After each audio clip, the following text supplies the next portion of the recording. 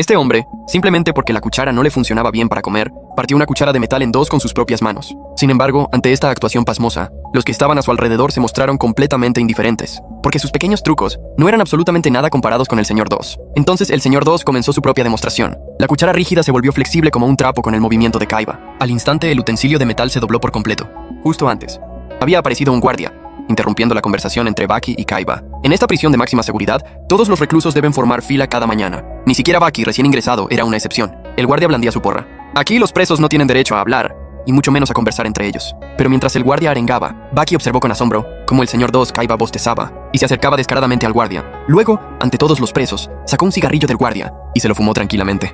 Baki se quedó pasmado. Pero el campeón de boxeo Tyson no tuvo tanta suerte. Tyson solo respondió lo que había desayunado cuando Kaiba se lo preguntó y el guardia le propinó una paliza. Era como si el guardia no viera al Señor 2. Pronto llegó la hora del almuerzo. Solo el Señor 2 podía disfrutar de un delicioso omurice. Incluso si se aburría, se entretenía tomándole el pelo a los guardias. Se acercó a uno de ellos, le desenfundó la pistola reglamentaria y le preguntó si se la habían cambiado por una nueva.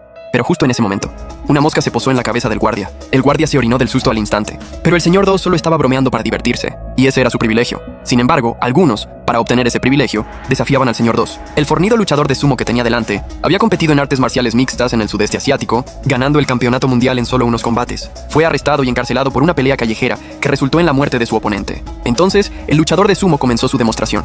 Era increíble.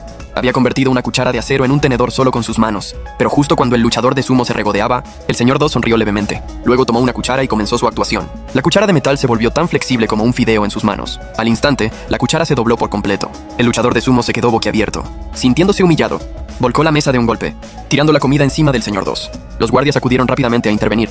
Pero el Señor 2 declaró que, para los que le estropeaban la comida, él tenía su propia forma de solucionarlo. Acto seguido, arrebató la pistola a un guardia, la amartilló ante la mirada atónita de todos, y se la puso en la mano al luchador de sumo. Luego, le dijo que le disparara a la cabeza. El luchador de sumo, furioso, apretó el gatillo, pero en ese instante, el Señor 2 actuó. Una patada directa a la entrepierna lo dejó sin aliento. El luchador de sumo soltó un grito de agonía.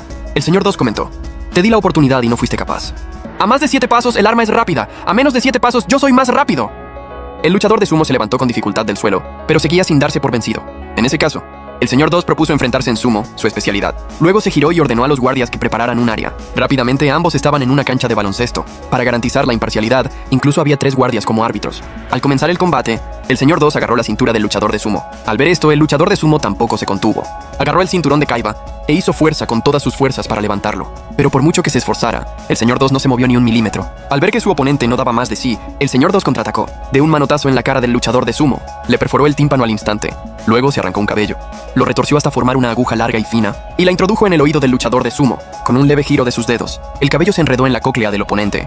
Un último tirón destruyó sin esfuerzo su oído interno. Perdiendo el sentido del equilibrio, el luchador de sumo cayó al suelo al instante. Se levantó con dificultad, pero al intentar atacar al Señor 2, perdió el equilibrio de nuevo, y cayó pesadamente. En cuestión de minutos, el Señor 2 se alzó con la victoria, y para el luchador de sumo derrotado solo había un final: comerse una golosina, una bala. Nada más salir, Kaiba se encontró con Baki. Baki también había oído hablar de la reputación de Kaiba. Señor 2 no significaba que fuera el segundo en fuerza, sino que era el segundo hombre a quien esta prisión no podía retener. El primero era el hombre más libre sobre la tierra, Oliva, pero Baki también aspiraba a ser un hombre inencarcelable. En ese momento, un guardia apareció de repente, interrumpiendo su conversación. Sin embargo, para su sorpresa, su porra había pasado a las manos de Baki, y se había vuelto blanda y flácida.